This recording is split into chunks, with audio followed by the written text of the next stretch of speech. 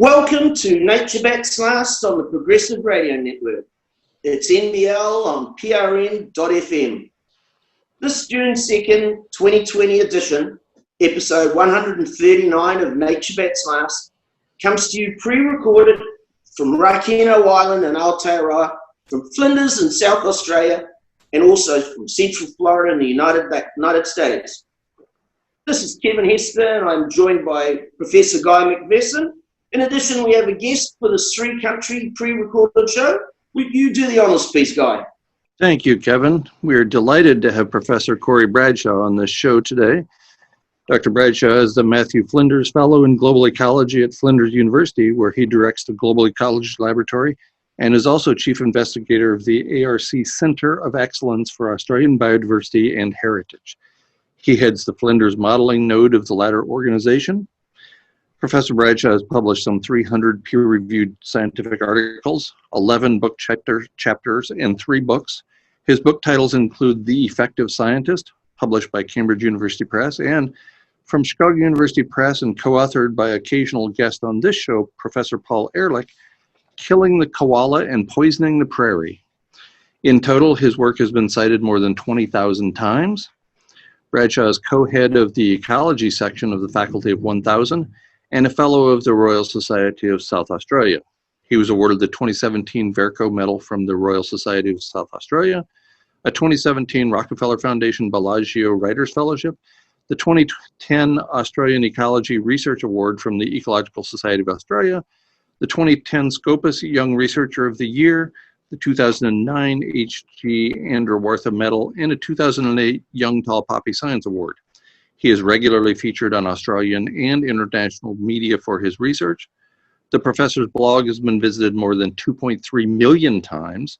You can find it at conservationbites.com with a Y in the bites of Conservation Bites. Dr. Bradshaw, welcome to Nature Bats Last on the Progressive Radio Network. Thank you very much. It's a pleasure to be here. Are you happy with me calling you Corey? Oh, absolutely, of course. Awesome.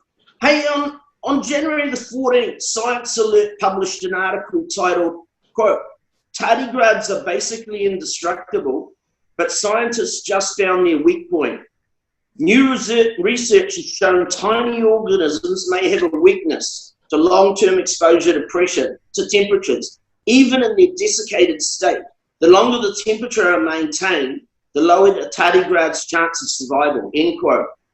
I've always hoped and aspired that tardigrades would be one of the species that would get through the bottleneck.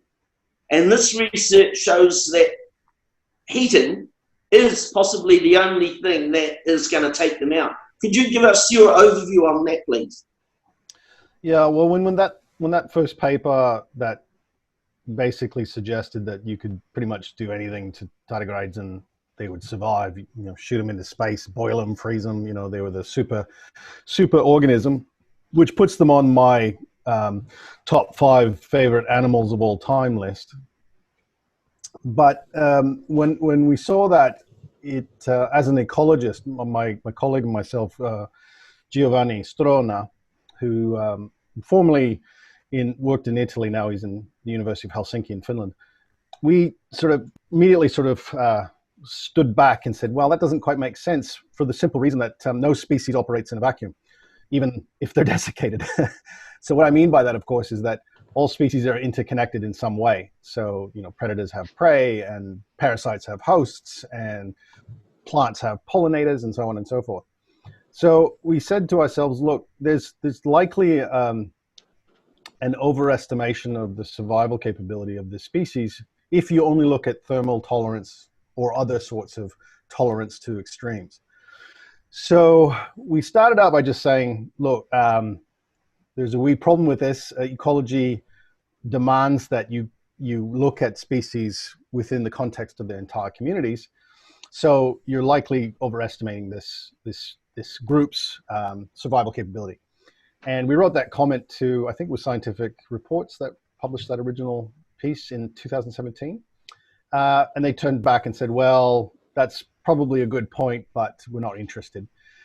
So we said, right, well, to do this properly, we're going to have to be a little bit more proactive and unfortunately spent a lot more time modeling what the change would be if you took into consideration these interconnections. So that led to about a year's worth of work where now Giovanni did probably most of the coding here, but we essentially developed a virtual Earth of interconnected species that represented roughly the same patterns that we see on the planet today. Now, of course, you can't model all whatever 15 million vertebrate species we have on the planet, plus all the microbiome as well. So we had to take a representative sample. I mean, all models are a simplification of a complex universe, of course, and all models are wrong. Some are useful, as George Box famously quoted. But models can give you an idea about relative changes based on scenario testing, much like we do with climate forecasting. So we constructed these virtual Earths and then subjected them to changing temperatures, both a planetary cooling scenario, sort of an atomic nuclear winter kind of scenario, post-bolide impact a la Cretaceous, for example, or a planetary heating scenario. Now, we took these to almost ridiculous extremes. At least I hope they're ridiculous, because we heated the Earth and cooled it down by 20 degrees either way, which would essentially knock out all life on Earth. But we just wanted to see at what point species were starting to extinct. More importantly, what the additional extinction signature would be from these, what we call co-extinctions. So these are the cascades. So if the prey source of a predator goes extinct and the predator can't switch, it goes extinct as well. If the host plant dies off, then the pollinator dies off. And we know that this happens. In fact, it's suspected that co-extinctions are responsible for most of the extinctions that we're experiencing now. In fact, many extinctions are parasites, and they go mostly unnoticed. A lot of people are happy about parasites going extinct, but it's the tip of a larger biodiversity crisis iceberg. Anyway, sorry, go ahead. Do you think the journal's reluctance to publish was based on how dire the conclusions of your research was? No, I mean, I think originally the problem was that we hadn't quantified what the difference was. We just said it would be different. And so we set out to say, well, what's the magnitude of that difference? And they were much more receptive to that, which of course eventually led to the publication that you mentioned. So long story short, if you ignore the co-extinction component, you tend to underestimate extinctions by up to 10 times. Now, there's uncertainty there, of course. And what was even more shocking was that when the good thing about having a virtual Earth is you can play virtual God and mess it up in any sort of way you want, just to test different scenarios. So what we did was we played a malevolent spirit and we tried to kill off species as fast as possible. In other words, we took the species that were the most interconnected in the network, the networks, there are thousands of them, and took out the most connected ones first, and so on and so forth, down to the least connected. So basically what you're doing is you're trying your best to disrupt that system the most efficiently, as if you were trying to annihilate life on Earth. And when we did that and compared it to the heating scenario, they almost matched, which, I mean, I get bad news every day as an ecologist. Any person in my field, I'm sure you get the same message all the time. It's a very depressing field. And even when we published this, or when this result came to light, it shocked me just how well the heating scenario matched the worst case scenario. So that's heating. So we were talking about exceeding the thermal tolerance for the primary extinctions and then the co-extinctions cascading after that. So that was the take-home message of that paper. Now, that was, of course, it's theoretical.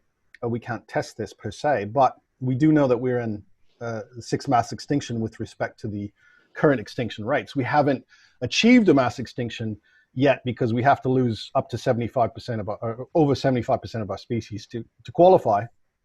But we are now, species are going extinct at the same rates that they, or higher than they would have done during the previous 5 mass extinctions. And another sort of proof of concept, if you will, some sort of temporal validation is that we know that most of the previous mass extinctions were associated with a large temperature change over a fairly short geological time span. So that's where we are now. However, there's another part of this story that I'm probably not aware of because, well, I know you're not aware of it because we haven't published it yet. But we wanted to make this a little bit more realistic in terms of from a policy perspective. So right now, I'm actually going through a final version of a manuscript that deals specifically with projections to the end of this century under various climate change projections that we have fairly good support for. So we're currently tracking at some of the highest emissions pathways, and we've now then we've improved the model substantially, added a lot more species, added a lot more ecological realism into them. We allow dispersal, we allow adaptation, we allow traits to vary according to the different parts of the virtual planet. But here what we've done is we've projected under both a climate change scenario as well as a land use projection, which includes things like habitat loss and pollution and things like that. The take-home message here is very much similar to what we found before, in that by the end of this century, the number of extinctions that we're likely to see, and that's been projected in the past by sort of between 10 and 20% that we expect just from thermal tolerances being exceeded. In fact, it's going to be at least double that from the co-extinction signal that we take for granted when we look just at the primary extinction component. So everything seems to be falling into place, unfortunately, because this is a message I don't like to spread, but unfortunately, I think it's my duty and my responsibility to do so. The idea, excellent. Go, yeah, you go, Blake. Sorry. The idea of co-extinctions is fundamental to your November 2018 paper with Strona. So, and I know you briefly mentioned what that means, but can you go into a little more detail? Our listeners are not conservation biologists, so if you could maybe give a couple more examples, that'd be great. Okay. Well, again, we're focusing more on the capacity for a species to adapt its relationship to the other species that surrounds it. So let's take, I don't know, we'll take for Northern Hemisphere people, we'll take a wolf, for example. Now, wolves can eat lots of different prey, but they tend to specialize on larger, tend to be, you know, deer-like species, moose, that sort of thing, caribou in the north. They can survive on smaller prey for some time, but usually they can't breed quite as efficiently. They need those big prey to keep the pack structure and to produce at the maximum rate. And so let's say that you're in somewhere in I don't know, northern Canada or something, and you wipe out all the caribou. And caribou actually are in decline in most parts of the northern range, right around the top of the world, from Siberia through to Canada and Alaska. As the caribou prey goes down and the specialized wolves who prey on caribou regularly depend on them, they will, of course, dwindle and eventually get to the point where their population sizes are so small that a one-off event like a bushfire or a very cold snap in the middle of winter or a disease comes along and wipes out the few that are remaining. These are called extinction synergies. So most extinctions happen from several factors. You get a principal driver that knocks the population down to a smaller size, and then you get this weird random event that can happen and wipe out the few that are remaining. If the population had been large and widespread before, that one random event wouldn't have made much of a difference. A great example is the great auk, which of course is extinct. It was a large, sort of the northern hemisphere equivalent of a penguin. Not a great flyer, great swimmer, harvested for its meat and eggs for centuries, mainly in Northern Europe. And when that continued for many, many centuries, to the point where the last remaining population occurred on a small islet off of Iceland. Now, what made the species go extinct? It wasn't hunting. That islet blew up in a volcanic explosion and wiped out the last remaining population. So that's what I mean, is that you become susceptible to these random events when you get very small. So it's a combination of all these ecological processes that lead to extinction. And this is what our model attempts to do.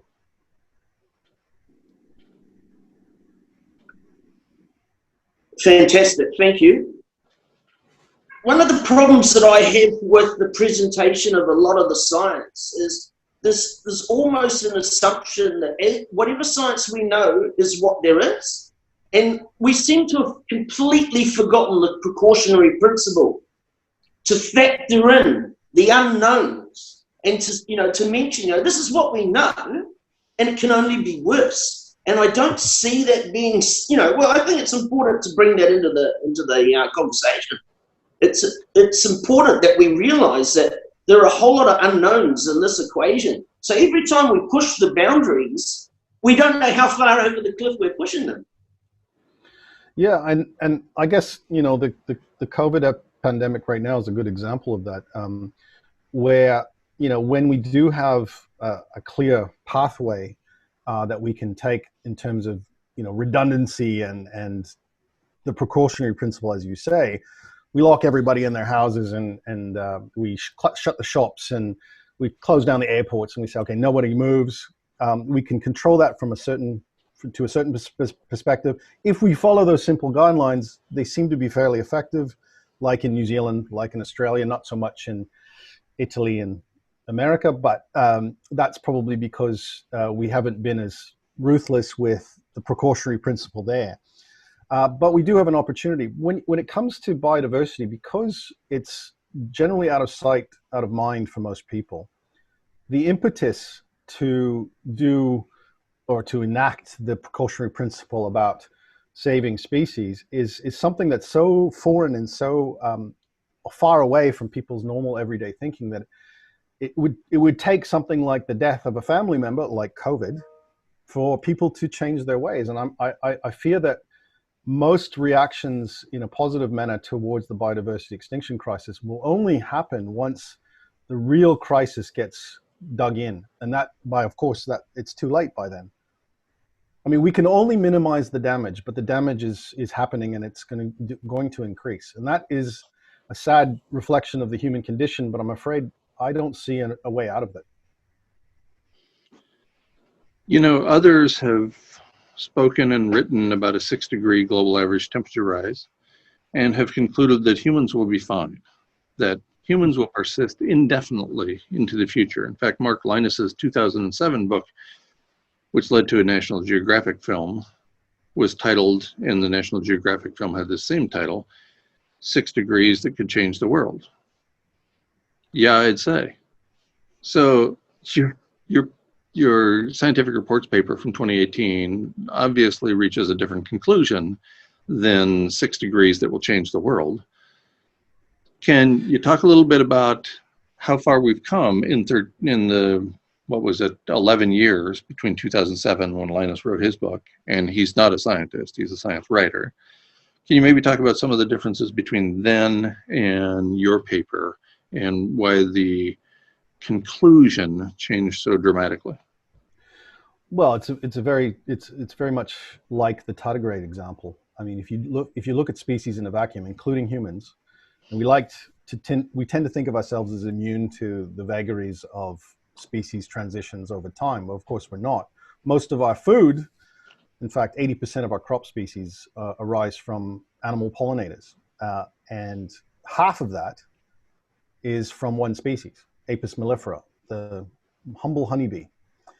So basically, 1 in every 6 mouthfuls of food globally that is consumed is due to one species, the honeybee. We depend absolutely on biodiversity to live. It purifies our air, it cleans our water, it grows our food. Everything that we do, and the reason that we have come to dominate the planet is because we have exploited biodiversity to our benefit. We are the ultimate ecological engineers. So when you look at thermal tolerances, yes, we could probably divine ways of living underground and cooling ourselves and using energy in a way that allows us to persist thermally, so we can handle the heat waves and the bushfires. But how are we going to grow our food? Where are we going to get our water?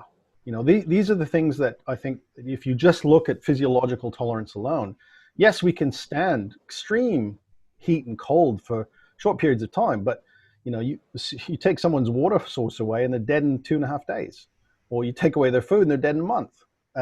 So again, it's this human arrogance that we're somehow disconnected from nature, and that because most people live in cities. Australia is one of the worst examples in the world. We have a small population, relatively speaking, 24 million people, or are we closer to 25 now? I can't quite remember. But 80% of us live in large cities. And so, we might have this legend about the Australian bushman and bushwoman who are in touch with nature and who get out to the bush all the time. That's largely bullshit. Most people live in the city and they go to cafes.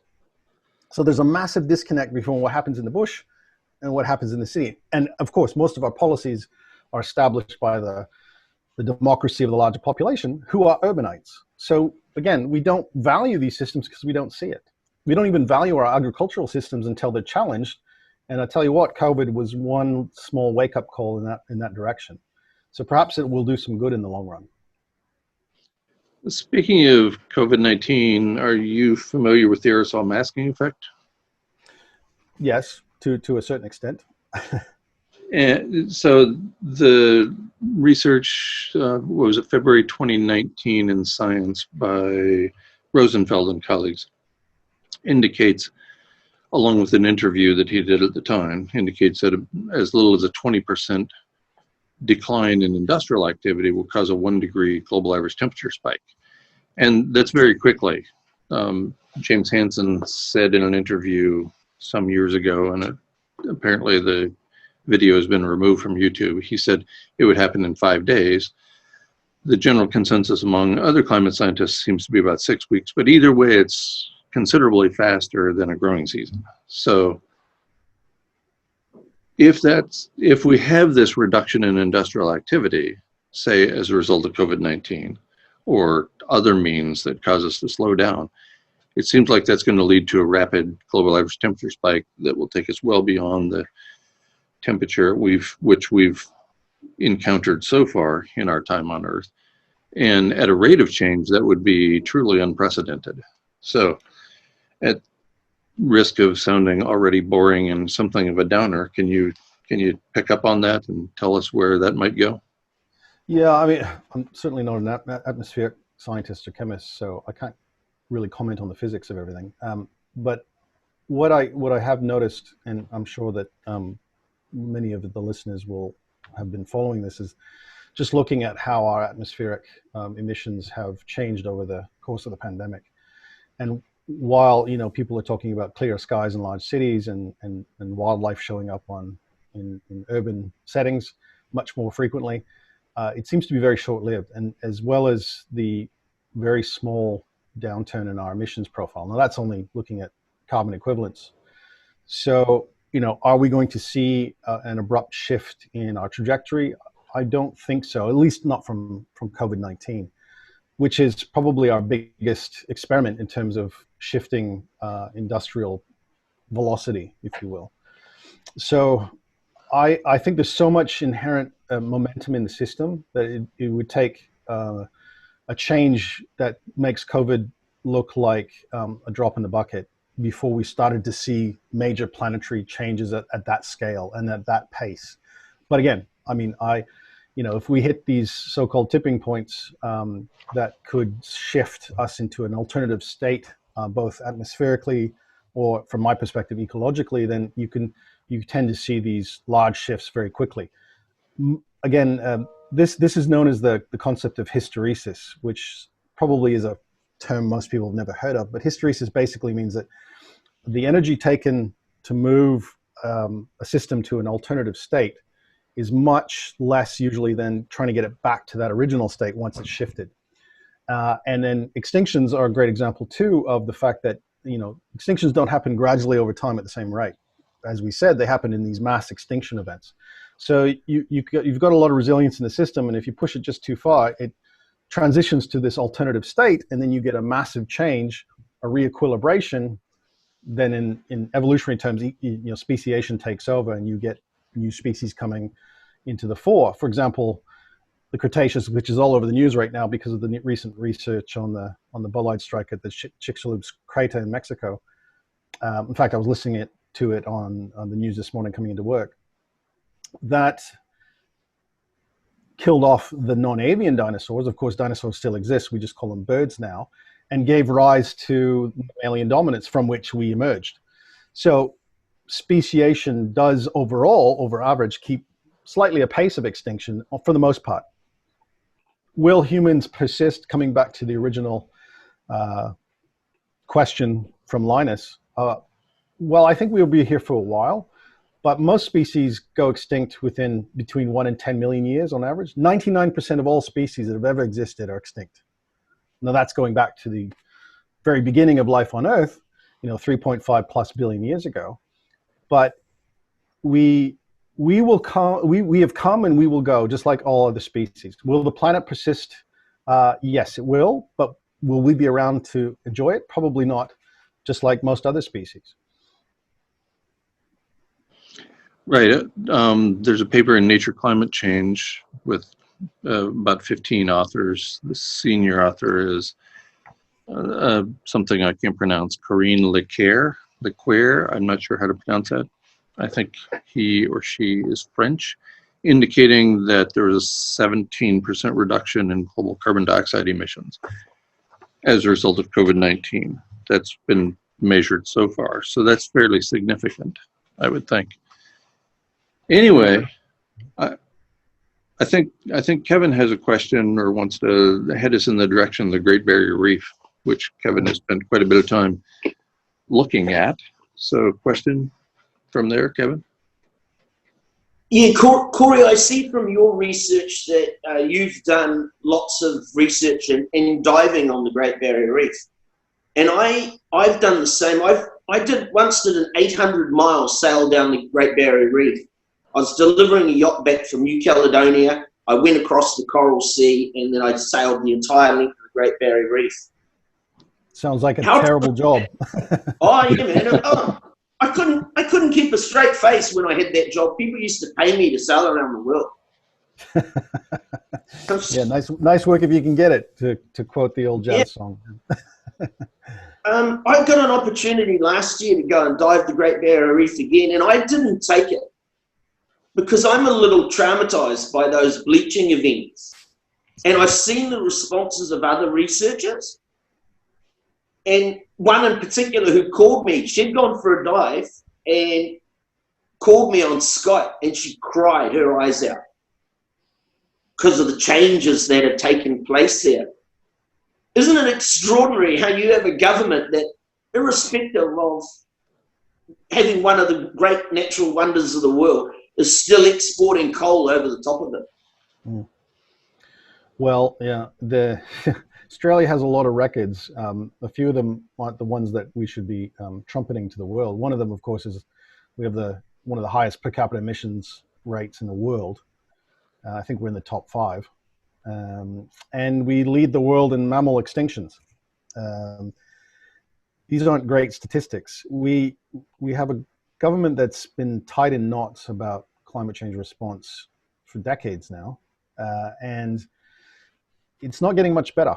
I see this is I think a larger problem with the way our political systems are constructed, and of course the corporate mentality that drives a lot of capitalist societies around the world, which of course is most of the world. It's this inability to deal with existential threats when they're beyond the scope of a national jurisdiction. And yes, we've had successes like controlling CFCs back in the 80s and 90s, dealing with the ozone layer and the whole, that was an easy fix in the sense that we found alternative substances that we could switch to very quickly. Climate change now represents an existential problem that transcends all countries and is such a large issue that flies in the face of pretty much everything that we've established politically and socioeconomically, that no one country, no one political leader, and certainly no government seems to be prepared to make the sacrifices necessary. And that's, we can sign all the accords we want. We can sign up to Kyoto and Paris and promise the moon. We generally don't promise the moon. We promise slight reductions if it conveniences us. And if it doesn't, well, then that'd be buggered. We have this lack of ability to move into a crisis phase. And again, COVID sort of pushed us there, but COVID is a dot in the landscape compared to what's coming. And I just fear that because we have control of our borders to a certain extent, and we can control certain elements, we can get through things like a pandemic largely unscathed. I mean, there'll be some repercussions, and of course, lots of people have died. But generally speaking, it's not really going to change that much. Climate change is a whole other kettle of fish, and I think it's just the size of the problem that blows people's minds so much, even those who give it some time and give it some thought, that it seems so intractable that no one's willing to make the first step. And I just see this time and again. It's kind of like the penguins that are on the edge of the iceberg, and there's a leopard seal swimming around at the bottom waiting for the first one to jump in, and no one wants to jump in because the first one's probably going to get eaten. It's political suicide. And from that perspective, I understand what politicians go through. I mean, I in my field, I can I'm an academic. I can pound my fist on the table all I want. I'm not going to lose my job. In fact, I'm paid to do so. But in politics is an entirely different story. And if you're a policymaker pushing for massive change that disrupts a lot of people and industries, is suicide in a way. So again, I don't think that we'll act as a society in time to avoid most of the damage. We will respond to crisis when crisis arise, and the crisis is not as intense. I mean, the bushfires this season in Australia scared the shit out of a lot of people, and rightly so. But these are going to happen again and again, and they're going to be bigger and bigger, and more things are going to die, and more people are going to die, and more property is going to be destroyed. And it's going to be the point where, we're losing entire towns and thousands of people are dying before people start to go, maybe we should do something about this. I think that issue of nation states being all independent and operating separately is the fundamental reason why nothing meaningful can or will or is going to be done. But getting back a little bit to the Great Barrier Reef and tropical waters, one of the characteristics that we're seeing off the coast of New Zealand now is we're seeing more tropical fish. And, we've always had occasional visits from different tropical fish that were coming down the coast and across the Tasman Sea. But it's happening more and more. And in relation to your discussion about co-extinctions, one of my concerns is that we could have a species migrate from the tropics that would take over the habitat of species that only function here, and they won't have any evolutionary defense systems about them. Could you give me your thoughts on that aspect? Oh, well, that's happening right now. In fact, I'm involved in several studies that are examining that. So the tropicalization of temperate zones is what the phenomenon you're describing. We first started talking about this over 10 years ago. We mapped the transition of what we call macrophytes, so seaweeds, on the east and west coasts of Australia. And within about 50 years, the whole seaweed community, so all the species of seaweeds, essentially transitioned a degree and a half, so a degree of latitude, degree and a half south. So that's about 160 kilometers on the east coast, and about a half a degree on the west coast. The East Australia cone is a lot stronger than the Lewin cone on the west. So we have this transition of an entire community, such that today, off of the coast of southern Tasmania, it's essentially the same as the community that was off the coast of Sydney 50 years ago. We are tracking vagrant tropical fishes in Sydney right now. We have several papers coming out shortly about that. And a lot of these species are starting to establish. Now, you hit the nail on the head with coming back to the seaweed example. seaweeds need to be in a certain depth of water to be able to reproduce. They can't just be in the middle of the ocean. They need usually a hard substratum on the seafloor. So as these things move down the coast, that's fine to a certain degree. And then when they get to the south, the next bit of land is Antarctica. In other words, they're just going to be pushed off the map and go extinct. And we're already seeing that now. And, just like forests on the land, seaweeds are the forests of the sea. And many of the species that we exploit and enjoy in the oceans start their lives in these sea forests. So we're going to see cascades of extinctions in the oceans far before we see them on land. In fact, a paper came out just a few days ago showed that the species are tracking their preferred climates 6 times faster in the oceans than they are on land. Because, wow. 6 times.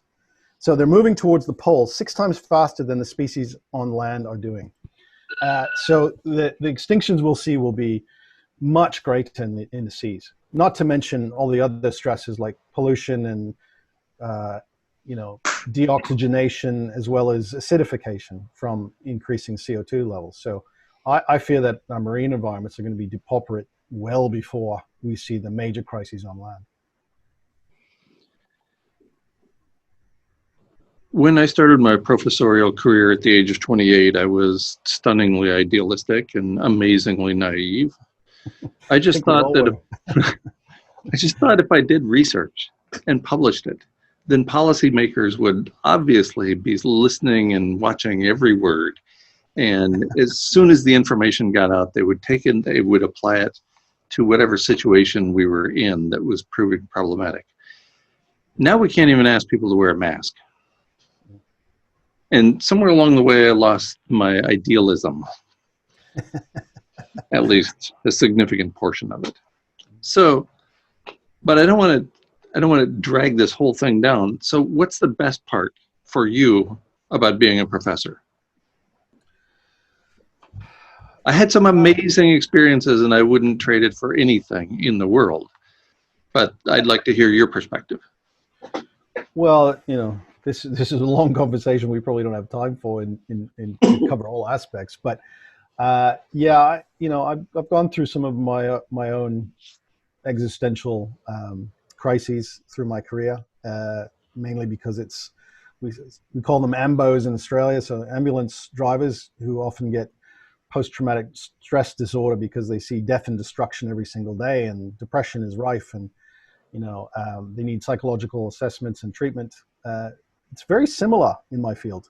A lot of my colleagues, including myself, and I'm not ashamed to admit it, have had mental health issues, and we're dealing with these crises every day, and a lot of us are PTSD, and I can't describe it any other way.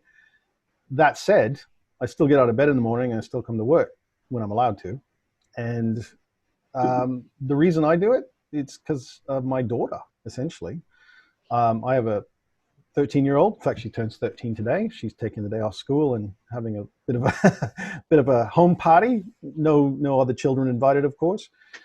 And she really made me think, look, as doomy and gloomy as I tend to be, because I am unfortunately been pushed into a pessimistic corner, just given the sheer weight of evidence, that if I can extend the pleasant parts of her life even by a decade, or I can reduce the magnitude of the damage somewhat by something that I do, or I convince someone that it's a crisis and they should do something about it, then I've justified my job. That keeps me going. And if I didn't have that, I think it would be difficult for me to continue doing what I do. Of course, I like the academic life, the freedom. I can work on things that more or less please me. I'm more of a mathematician these days, so the beauty of mathematics is there's just no bullshit. 1 + 1 = 2, and no one can convince you otherwise. There's no politics involved. Maths is pure. It's beautiful, and that I'm never happier than when I'm coding. So there's seeing young minds grow and become their own independent scientists and engaging your brain every day. Of course, those are wonderful things, and I'm very fortunate, and I agree. I'm also a middle-aged white man, so all the privileges have been in my corner for so long. We're addressing that, but I do acknowledge that I have been fortunate just because of my color and my gender. So I'm very grateful for those components. That said, it is a struggle to continue to do what I do. Understandably, I understand it probably better than most people do. You've been awarded many times for your work, beginning quite early in your career. Which of these awards has particular meaning for you, and why? It's an interesting question. I think the awards that I received most of them were when I was a little bit younger. I'm not so young anymore. I think, the awards is sort of just, I don't actually spend a lot of time thinking about those awards, except for the fact that in academia, to be recognized gives you a certain amount of freedom to choose what you want to work on. And, it alleviates some of the other responsibilities, administration and too much teaching. So there's something that we pursue, but it's what if you receive a prize, you sort of say, well, thank you very much, and that's very very nice, but then you move on to the next thing.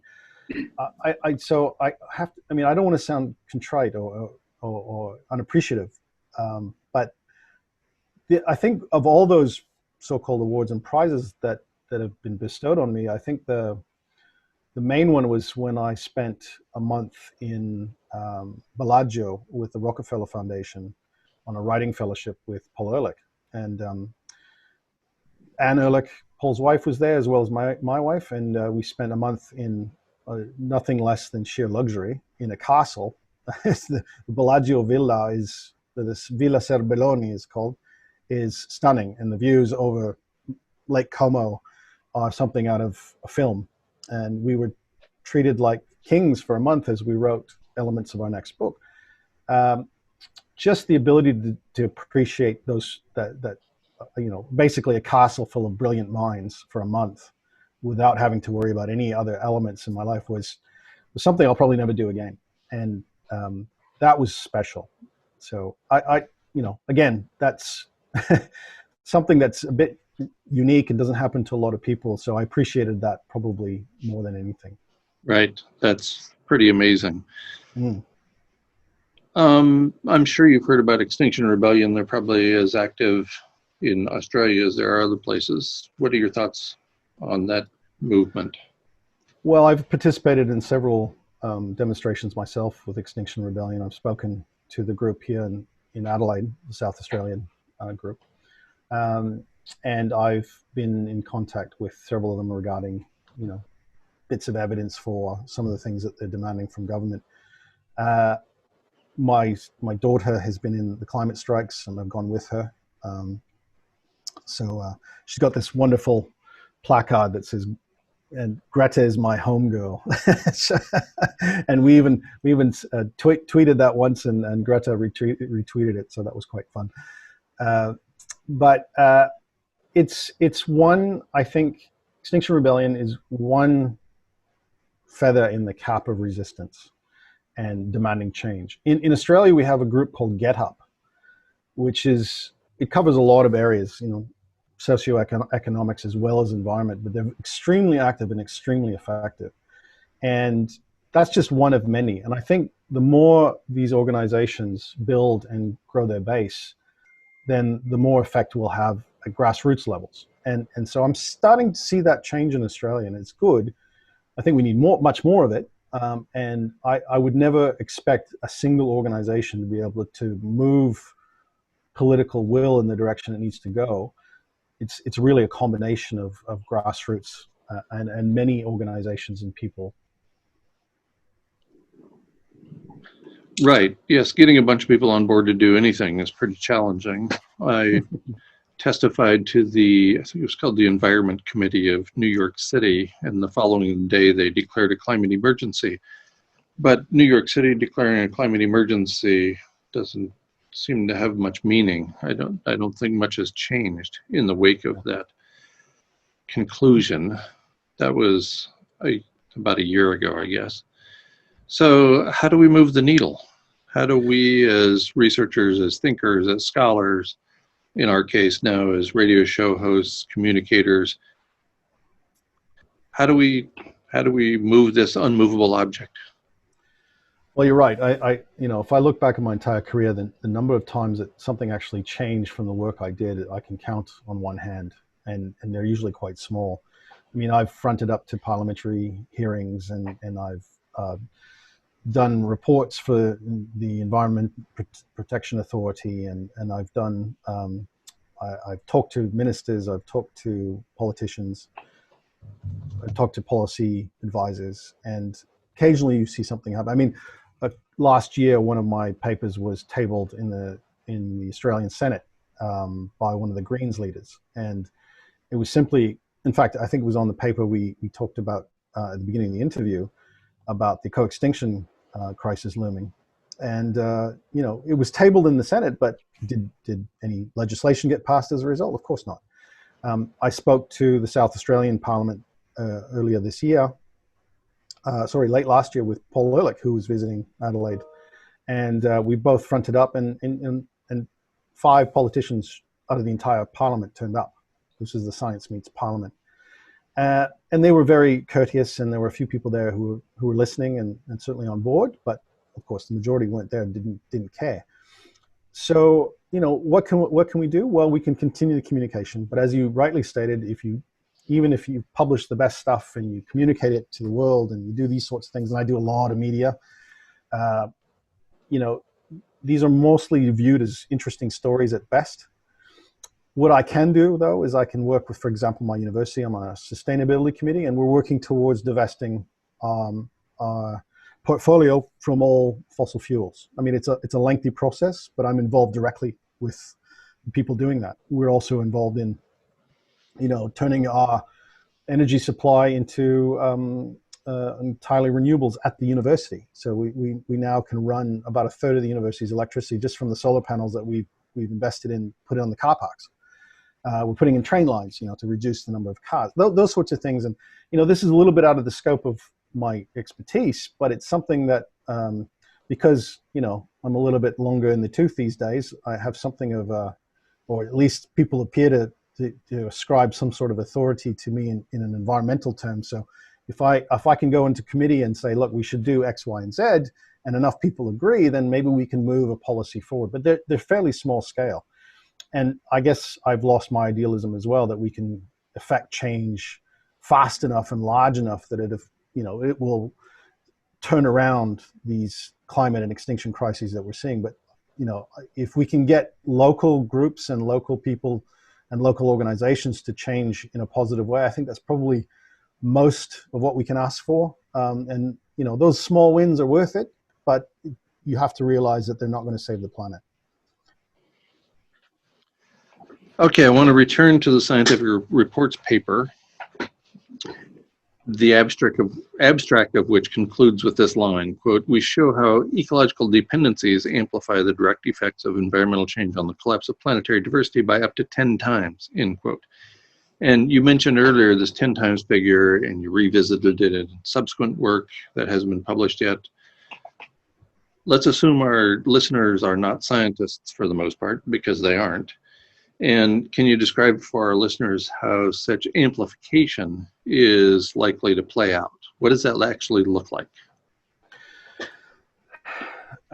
Okay, well, I'll just put it more into the context of the recent work that, as you mentioned, isn't published yet. So right now, we're looking at an extinction crisis has largely been driven by things like deforestation.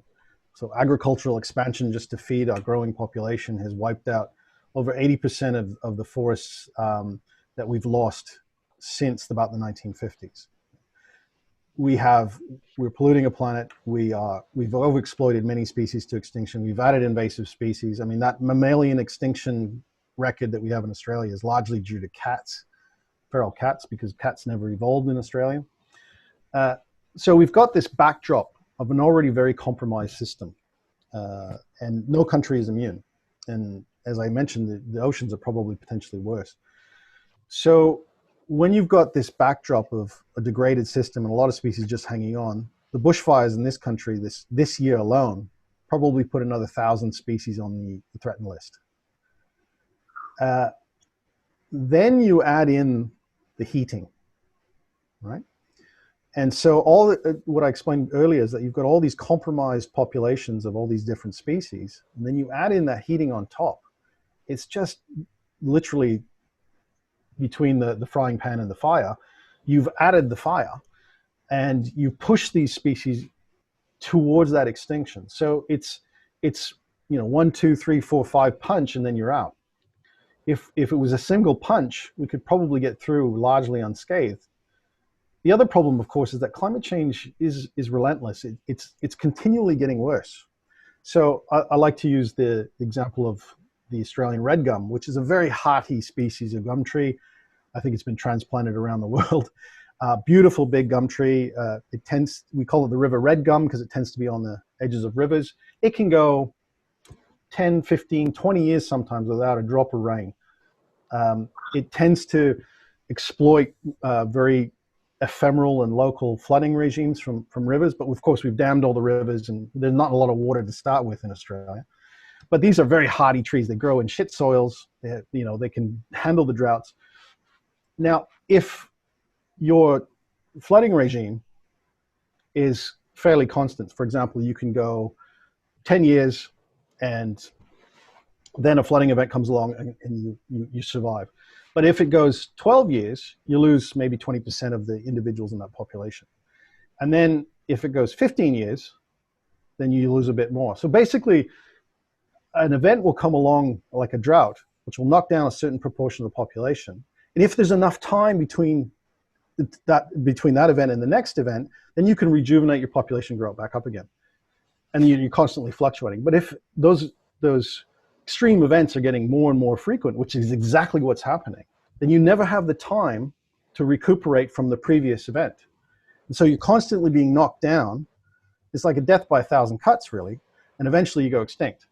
And we're seeing more and more extreme events, but we're seeing it more frequently. And I think that's the part that's missing from most people's vocabulary and vernacular, is that it's not just about the intensity or the magnitude, it's about the frequency. And that's essential to understand how bad it is. Right. Thank you for that explanation, and thanks for serving as our guest today. It's been a wonderful conversation. We very much appreciate it. It's very nice to have the opportunity to elaborate more than the typical 5 minutes on an interview, so I appreciate that very much. Hey, Corey, it's been wonderful chatting to you, and I'll take the liberty of asking on air if when you get this new paper published, when you come out, maybe we could discuss that as well. That'd be wonderful. Absolutely, yeah. Just hang on for 1 second after we go off here, and we'll just have a personal goodbye. To the listeners, Thank you for listening to our pre-recorded show. You can catch NBL on PRN on the first Tuesday of every month at 3 p.m. Eastern Standard Time. It will be broadcast live on Tuesday afternoon, the 7th of July. If you missed the broadcast, you can find shows in the archives at prn.fm, Podbean or Stitcher, and feel free to rate us on iTunes. Thank you very much to Aprazen for his music, and until the next time, remember the dominant culture is very clever, but in the end, nature bats last. Mother Nature, she's gonna get you. Yeah, she's gonna get you. Mother Nature, she's grown to hate you, and she's gonna get you. Gonna get you, you betcha.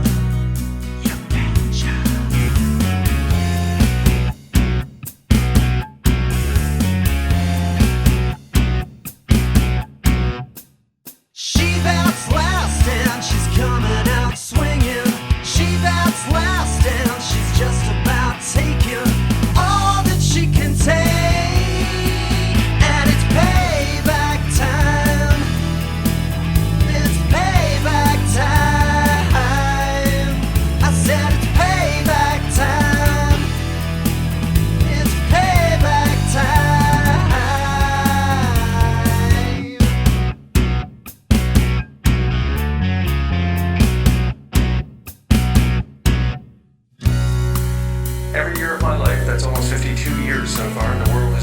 worse and worse place. Every year we have polluted more water than the year before. Every year there's been less clean air than there was the year before that. Every year there are fewer species on the planet than the year before that. We're driving 200 species a day to extinction. We're about to see that turn around.